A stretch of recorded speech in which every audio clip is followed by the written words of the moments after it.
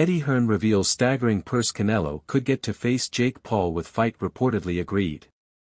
Promoter Eddie Hearn has spoken about the potential purse that Saul Canelo Alvarez could pocket if he was to fight Jake Paul. Canelo is the undisputed super middleweight champion and former belt holder in the super welterweight, middleweight and light heavyweight divisions. He has been professional since he was a teenager and has had over 60 fights, now reaching the twilight of his career looking for the very biggest challenges and paydays, having only ever lost twice, once to Floyd Mayweather, and once to Dimitri Bivol. Whilst the fights fans want to see come against the likes of Terence Crawford and David Benavidez, recent reports suggest that the Mexican may have answered the incessant calls from one Jake Paul for a May bout.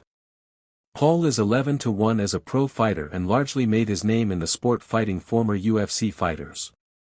Last year he had a controversial and ultimately underwhelming 8-rounder against Mike Tyson. There is no question, however, that he is a superstar in his own right and an extremely lucrative opponent for anyone. Speaking to IFL TV, Hearn was asked how much Canelo could earn from the fight. "My guess for the number for that fight is somewhere between 60 and 80 million for Canelo." He then broke down the potential pay-per-view buys should the bout not land on Netflix, which hosted Paul Tyson.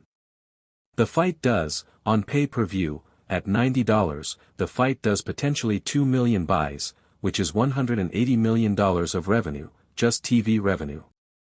Whether or not this is the fight that fans want to see, it could well happen on Cinco de Mayo and be another huge event for the boxing world and an epic payday for Canelo, as well as being another historic opponent for Paul. As for competitive bouts, news has emerged that an agreed fight against Crawford is now off the table for September.